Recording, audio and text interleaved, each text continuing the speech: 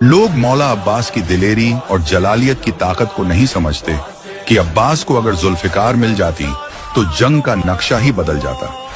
Karbala की जंग में यजीद नहीं आया क्योंकि वो एक बुज़दिल शख्स था और उसे पता था कि अगर उसका सामना अब्बास से हुआ तो 9 लाख का लश्कर छोड़कर अब्बास उसकी गर्दन पर वार करेंगे।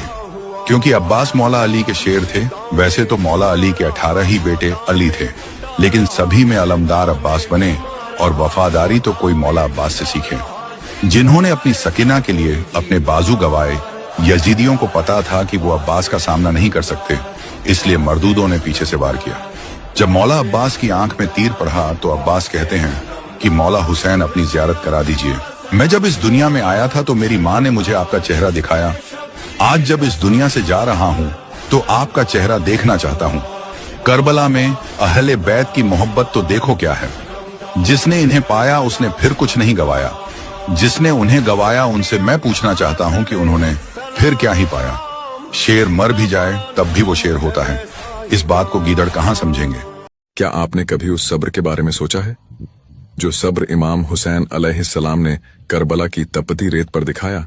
वो सब्र जिनके सामने उनका जवान बेटा हमशक्ल ए रसूल अली अकबर अलैहिस्सलाम बरछी खाकर जमीन पर गिरा और बाप ने सीने से लगाकर आखिरी बार अलविदा कहा। वो सब्र जिन्होंने अपने भतीजे कासिम अलैहिस्सलाम के टुकड़े टुकड़े जिस्म को खुद चादर में समेटा।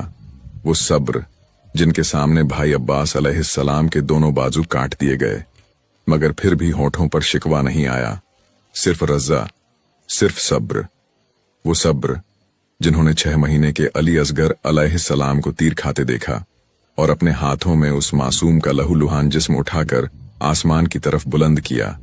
ऐ अल्लाह, ये भी तेरी अमानत थी, तुझे वापस लौटा दी।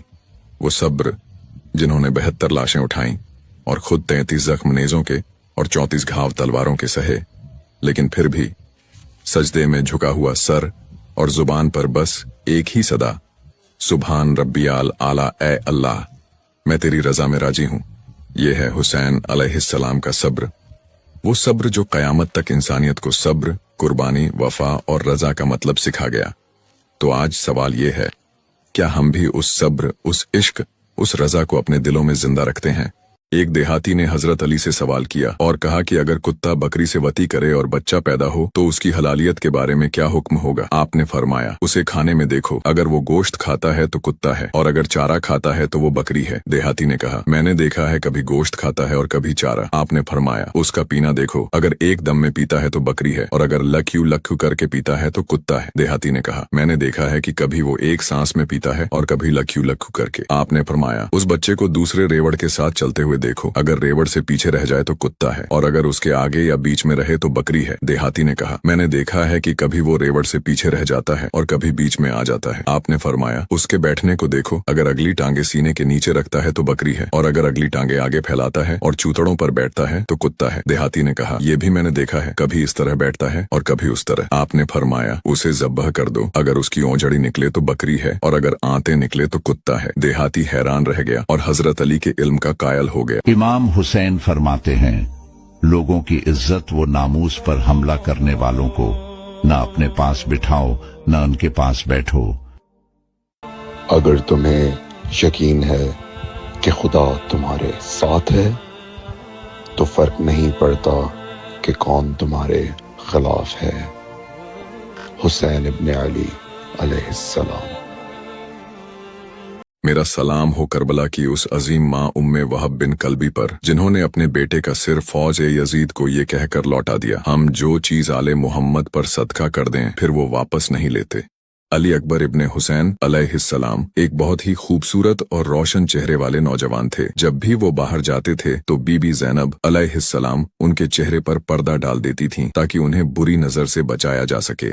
آج ہم امام علی علیہ السلام کی حکمت اور انصاف کی ایک مشہور کہانی سنیں گے۔ ایک دن ایک آدمی ان کے دربار میں آیا۔ اس کے چہرے پر گہری پریشانی تھی۔ اس نے کہا، یا علی علیہ السلام، میرا اونٹ گم ہو گیا ہے۔ وہ میری زندگی کا سہارا تھا، اس کے بنا میرا خاندان بھوکا مر جائے گا۔ امام علی علیہ السلام نے اسے تسلی دی اور اونٹ کی تلاش کا کہا۔ کچھ دن بعد وہ آدمی لوٹا، لیکن اس بار اکیلا نہیں تھا، اس کے ساتھ ایک اور آدمی تھا۔ دونوں اونٹ پر جھگڑ رہے تھے۔ پہلا آدمی کہہ رہا تھا، یہ میرا اونٹ ہے، اسے اس نے چرایا ہے۔ دوسرا آدمی بولا، یہ جھوٹ بول رہا ہے، یہ اونٹ میں نے خریدا ہے، میرے پاس رسید بھی ہے۔ مسئلہ پیچیدہ تھا، کوئی گواہ نہیں تھا، دونوں کی باتیں صحیح لگ رہی تھیں، اونٹ بھی دونوں کو پہچانتا نظر آ رہا تھا۔ امام علی علیہ السلام نے تھوڑی دیر سوچا اور پھر مسکرائے۔ انہوں نے کہا، میں اس اونٹ کو آزاد کرتا ہوں، یہ خود بتائے گا کہ اس کا مالک کون ہے۔ رسی کھولی گئی، سب کی نظریں اونٹ پر تھیں۔ اونٹ نے تھوڑی دیر ادھر ادھر دیکھا اور پھر سیدھے پہلے آدمی کی طرف بڑھا، اس کے پاس جا کر کھڑا ہو گیا۔ یہ دیکھ دوسرا آدمی گھبرا گیا اور ٹوٹ کر بولا، مجھے معاف کر دیجئے، میں نے جھوٹ بولا تھا، یہ اونٹ واقعی اس کا ہے، لالچ میں آ کر میں نے اسے اپنا بنانے کی کوشش کی۔ امام علی علیہ السلام نے اسے معاف کر دیا اور کہا، یاد رکھو، سچ چھپایا نہیں جا سکتا، فطرت خود گواہی دیتی ہے، محبت اور اصلی رشتے کو کوئی جھوٹ چھپا نہیں سکتا۔ دو قدم آگے بڑھ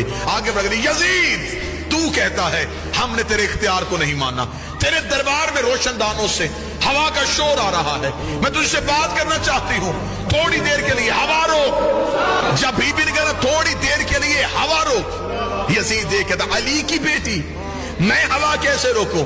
بی بی دیکھتی، کہاں ہے تیرا اختیار؟ تو کہہ رہا تھا کہ تیرا اختیار ہم نے نہیں مانا، اختیار آزما، روشن دان سے ہوا روک۔ اس علی کی بیٹی یہ میرے بس میں نہیں۔ بیوی کا تیرے دربار میں سپاہی گھوڑوں پہ بیٹھے ہیں، گھوڑے سم اٹھا کے زمین پہ مار رہے ہیں، سموں کا شور آ رہا ہے، تھوڑی دیر کے لیے سم روک۔ اس علی کی بیٹی میرے بس میں نہیں۔ جملہ بی بی نے اتنا وزنی کا، کھڑے بھی ہو جب جملے کا قد بڑا ہے۔ بی بی دیکھا تھی، تیرے جانور بھی تیرے اختیار میں نہیں، تو انسانوں پہ اختیار کی بات کر رہا ہے، تیرے تو گھوڑے تیرے اختیار میں نہیں۔ یہ کہنے کے بعد بی بی کا تیرے دربار میں اونٹ کھڑے، اونٹ گردنوں کو ہلا رہے، گلے میں گھنٹیاں ہل رہی ہیں، گھنٹیوں کا شور آ رہا ہے، تھوڑی دیر کے لیے اونٹوں کی گردنیں روک۔ اب غیر ملکی سفیر سن رہے تھے، پورا دربار سن رہا تھا، اور اکیلی علی کی بیٹی بول رہی تھی۔